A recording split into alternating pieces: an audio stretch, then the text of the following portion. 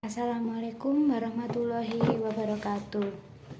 Perkenalkan, nama saya Rahmawati Fiatika dari kelas 22B, NIM 217209495. Di sini saya akan menerangkan anak tunadaksa, yaitu tentang gejala cerebral palsy. Maksud saya.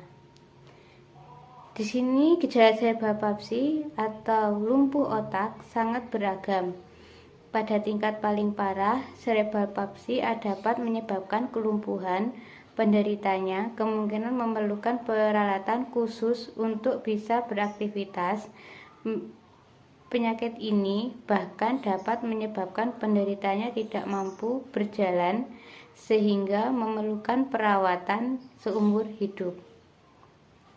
Kerusakan otak pada cerebral palsy bersifat permanen dan tidak bisa disembuhkan. Namun, ada perawatan yang dapat dilakukan untuk membantu meningkatkan fungsi saraf yang mengatur pergerakan otot tubuh. Penyakit ini juga tidak akan bertambah buruk, tetapi beberapa gejalanya dapat berubah seiring waktu. Penyebab cerebral palsy. Cerebral palsy atau lumpuh otak disebabkan oleh gangguan perkembangan otak pada anak yang menyebabkan gangguan pergerakan dan postur tubuh. Selain itu, kondisi ini dapat juga menimbulkan gangguan kecerdasan. Cerebral palsy umumnya terjadi pada masa kehamilan, tetapi juga dapat terjadi saat proses persalinan atau beberapa tahun pertama setelah anak lahir. Belum diketahui secara pasti apa penyebab gangguan perkembangan tersebut, tetapi kondisi ini diduga dipicu oleh sejumlah faktor, yaitu faktor pertama yaitu gangguan pada masa kehamilan. Cerebral palsy paling sering disebabkan oleh gangguan perkembangan otak saat anak masih di dalam kandungan. Kondisi ini disebabkan oleh pertama, perubahan pada gen yang memiliki peran dalam perkembangan otak. Kedua, infeksi saat hamil yang menular pada janin seperti cacar air, rubella, sifilis, herpes, Zika, toxoplasmosis, dan infeksi cytomegalovirus. Gangguan aliran darah ke otak janin. Karena perbedaan golongan darah retus antara ibu dan bayi. Kedua, gangguan pasca persalinan. Kerusakan otak pada cerebral palsy juga dapat disebabkan oleh beberapa faktor yang terjadi saat atau setelah bayi lahir. Pertama, kekurangan suplai oksigen pada otak bayi selama proses persalinan. Kedua, kelahiran sungsang, yaitu lahir dengan kaki keluar terlebih dahulu. Penyakit kuning, radang pada otak atau selaput otak. Yang terakhir, cedera parah di kepala, contohnya pada kasus Shannon baby syndrome atau akibat kecelakaan. Faktor resiko cerebral palsy. Terdapat beberapa faktor yang dapat meningkatkan risiko bayi terkena cerebral palsy, yaitu pertama, kelahiran bayi kembar 2 atau lebih, terutama jika salah satu bayi selamat dan bayi yang lain meninggal saat dilahirkan. Kedua, berat badan bayi yang lebih rendah saat lahir, yaitu kurang dari 2,5 kilo. Ketiga, kelahiran prematur, yaitu kelahiran pada usia kehamilan kurang dari 37 minggu. Keempat, kebiasaan buruk pada ibu selama masa kehamilan, seperti merokok, mengkonsumsi minuman beralkohol, atau menggunakan nafsa.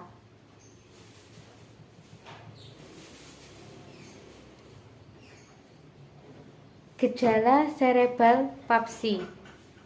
Cerebral palsy adalah penyakit yang menyebabkan gangguan pada otak dan fungsi sistem syaraf seperti pada gerakan, intelektual, pendengaran, penglihatan, serta kemampuan berbicara pada anak atau bayi yang terkena cerebral palsy. Sejumlah gejala yang terdapat timbul berupa pertama, pergerakan dan koordinasi.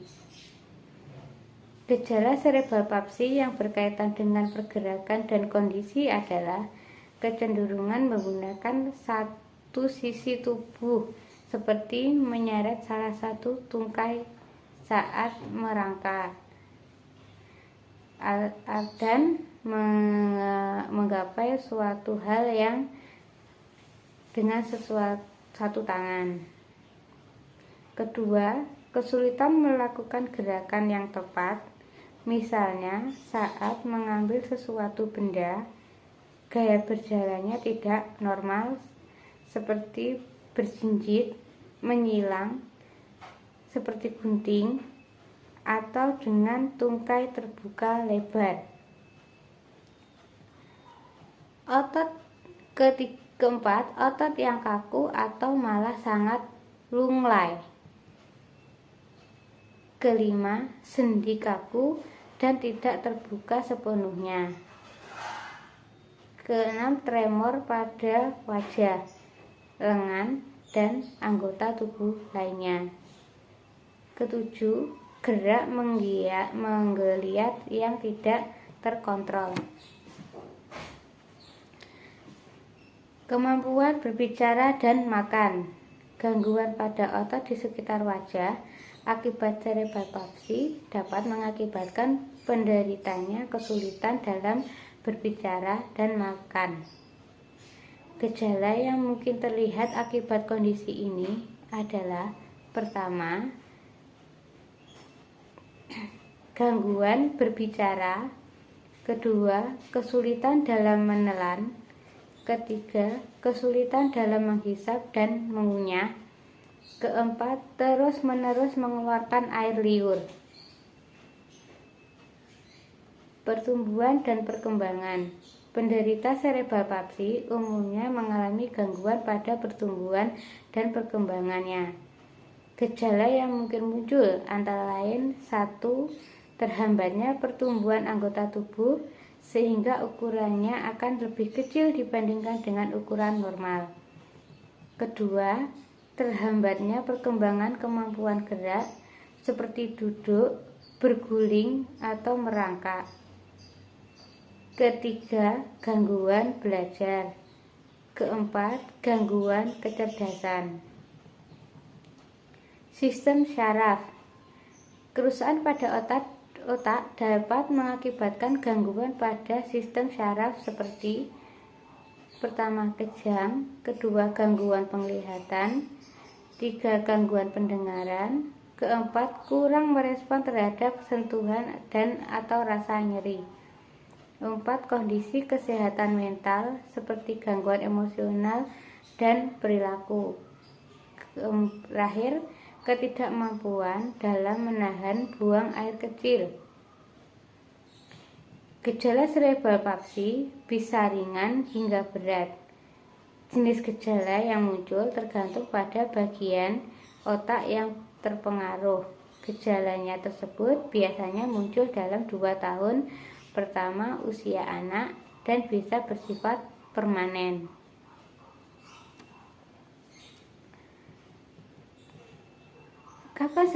Kapan harus ke dokter? Lakukan pemeriksaan ke dokter jika ada kemungkinan tanda-tanda atau gejala cerebral palsy pada anak. Gangguan tumbuh kembang anak perlu segera didiagnosis dan ditangani agar kualitas hidup anak bisa meningkat.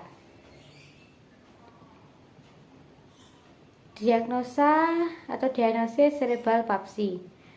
Dokter dapat menduga seorang anak mengalami cerebral palsy apabila terdapat sejumlah gejala yang telah disebutkan sebelumnya. Dokter juga akan berbicara dengan pasien dan melakukan pemeriksaan fisik untuk menguji pendengaran dan penglihatan pasien tersebut atau anak tersebut.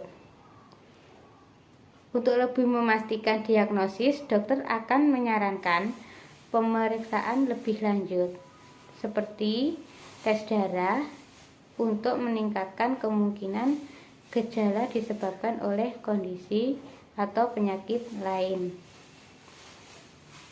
Kedua, pemindaian dengan MRI, CT scan, dan USG untuk melihat area otak yang rusak atau berkembang secara tidak normal.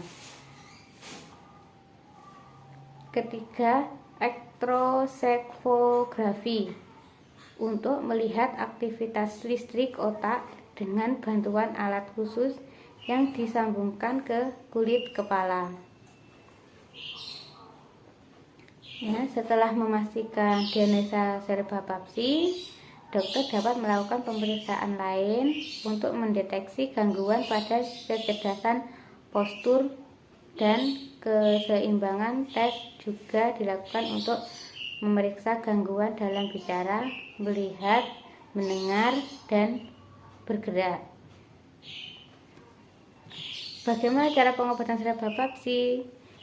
Pengobatan cerebral palsy saat ini belum ada pengobatan yang dapat menyembuhkan cerebral palsy.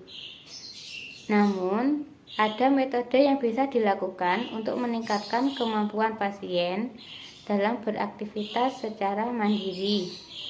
Metode pengobatan yang umumnya dilakukan adalah obat-obatan.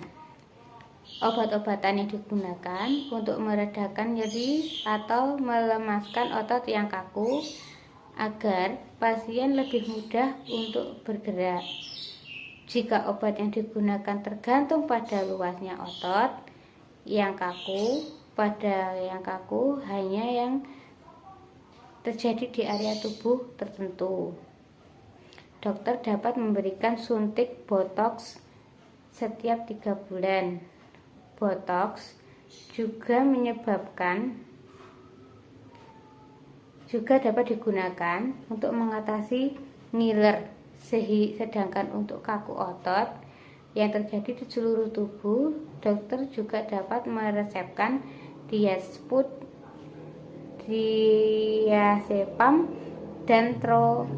dantrolena, baclofen, atau tizanid. Cara yang kedua untuk mengatasi cerebral palsy selain obat-obatan yaitu terapi. Selain obat-obatan, terapi juga diperlukan untuk mengatasi gejala cerebral palsy. Di antaranya fisioterapi. Fisioterapi bertujuan untuk meningkatkan kemampuan gerak dan kekuatan otot serta mencegah kontraktur pemedekan otot yang membuat gerakan menjadi terbatas. Kedua, terapi akupasi. Terapi akupasi adalah bertujuan untuk membantu pasien mengatasi kesulitan dalam melakukan aktivitas sehari-hari seperti duduk, berjalan, mandi, atau berpakaian. Tetapi ini akan sangat membantu dan meningkatkan kekuatan otot sekaligus meningkatkan kepercayaan diri dan kemandirian pasien. Ketiga, terapi bicara. Terapi bicara diperuntukkan bagi pasien cerebral palsy yang mengalami gangguan dalam berkomunikasi dengan orang lain. Tetapi ini akan melatih anak untuk mengulang kata-kata dan meningkatkan kemampuan dalam mengucapkan kata-kata. Ketiga, selain obat-obatan dan terapi, juga bisa dengan cara operasi. Di sini, prosedur operasi diperlukan apabila kaku otot mengakibatkan kelainan pada tulang. Tujuannya adalah untuk meningkatkan kemampuan pergerakan tubuh penderitanya. Contoh tindakan operasi tersebut adalah: pertama, bedah ortopedi. Prosedur ini bertujuan untuk mengembalikan tulang dan sendi ke posisi yang benar. Bedah ortopedi juga memanjangkan otot dan tendon yang terlalu pendek akibat kontraktur agar kemampuan gerak pasien meningkat. Kedua, pelvis dorsal rhizotomy (SDR) dilakukan bila prosedur lain tidak mampu mengatasi nyeri dan kaku otot. Prosedur ini dilakukan dengan memotong salah satu syaraf sensorik di sumsum tulang belakang. Pada pasien yang sulit menelan, dokter akan menyarankan pasien mengkonsumsi makanan yang lunak dan lembut sambil melatih otot menelan dengan fisioterapi. Namun, jika disfagia yang dialami sudah parah, dokter akan menganjurkan pemasangan selang makan (CTG). Pada pasien yang terus-menerus mengeluarkan air liur, dokter akan melakukan tindakan operasi untuk mengarahkan aliran air liur ke belakang mulut agar tidak terus menelan air liur. Komplikasi cerebral palsy. Di sini komplikasi cerebral palsy yang berlangsung dalam jangka panjang dapat menimbulkan beberapa komplikasi tersebut. Pertama, kaku otot, pengecilan otot, peradangan tulang, kelengkungan tulang belakang, kepadatan tulang yang rendah, penyakit paru-paru, kekurangan nutrisi akibat sulit menelan makanan, luka telan, infeksi kandung kemih, kerusakan kulit, gangguan tidur atau sembelit. Cerebral palsy pada pasien dewasa meski pada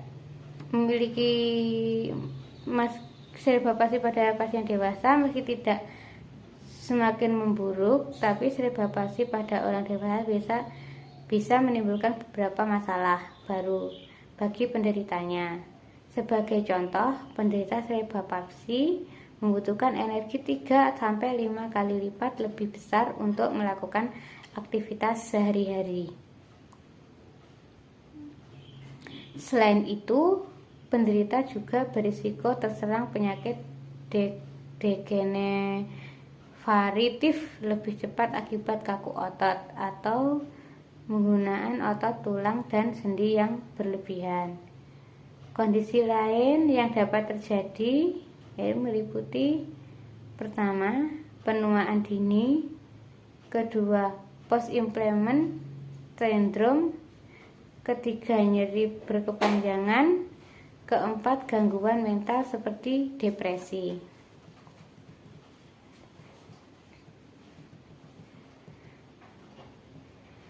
Selanjutnya, pencegahan cerebral palsy. Dalam banyak kasus, penyebab cerebral palsy tidak dapat diketahui sepenuhnya, terutama pada cerebral palsy yang disebabkan oleh kelainan genetik. Oleh sebab itu, banyak upaya pencegahan yang dapat dilakukan. Namun, untuk mengurangi risiko gangguan perkembangan otak yang dapat menuju cerebral palsy, ada beberapa upaya pencegahan yang dapat dilakukan sebelum dan selama masa kehamilan, serta setelah persalinan pun. Beberapa upaya tersebut adalah melakukan pencegahan kehamilan secara keseluruhan, seperti menjalani vaksinasi, MMR, dan menerapkan gaya hidup yang sehat, seperti menjaga berat badan secara ideal, mengonsumsi makanan bergizi, dan rutin berolahraga. Terus melakukan pemeriksaan kehamilan secara berkala.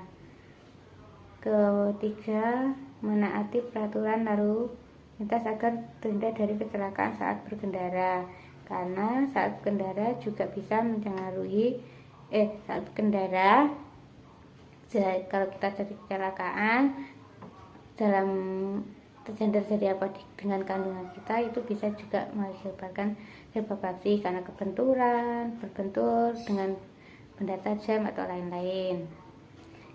Keempat, menghindari kebiasaan merokok atau meminum alkohol, terutama ketika saat hamil, karena saat hamil itu sangat berisiko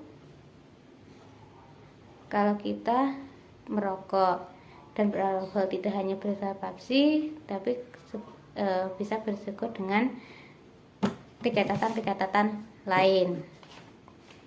Tidak menyalahgunakan nafsa, karena kalau kita sampai menyalahgunakan nafsa, bisa jadi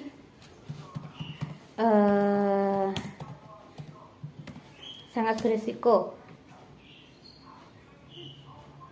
Nah, bagaimana di sini bagaimana ciri-ciri anak cerebral palsy? Ciri-cirinya anak cerebral palsy itu adalah gangguan tumbuh berkembang. Misalnya bayi umur berapa harusnya bisa berguling-guling, merangkak, duduk, dan berjalan, itu belum bisa berguling, merangkak, duduk, dan berjalan. Kedua, terdapat bagian tubuh yang terlalu terkulai atau kaku, atau terlalu lembek. Terus bayi hanya menggunakan satu sisi tubuh dalam satu aktivitas, sulit bernafas, sering mengalami kejang, dan lain-lain.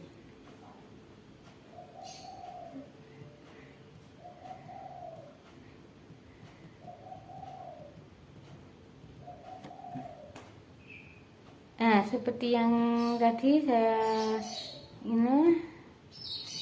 dan di atas ada juga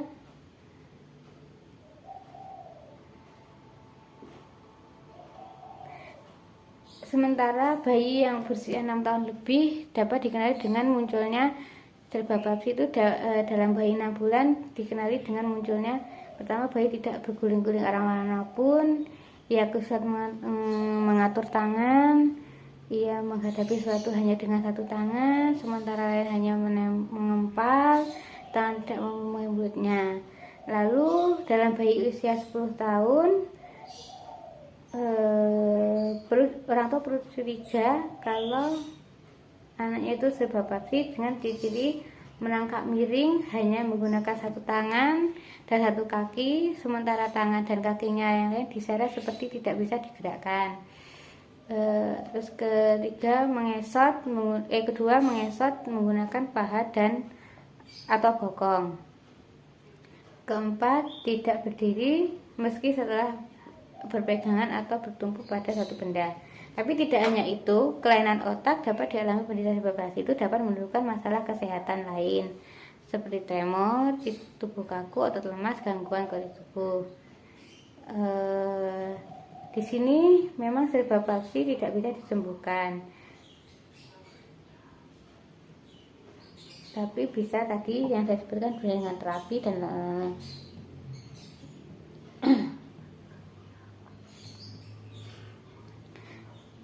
demikian penjelasan saya tentang anak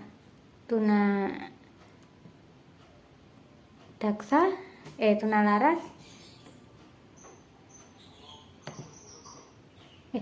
Demikian tunadaksa, penjelasan saya tentang anak tunadaksa. Terima kasih.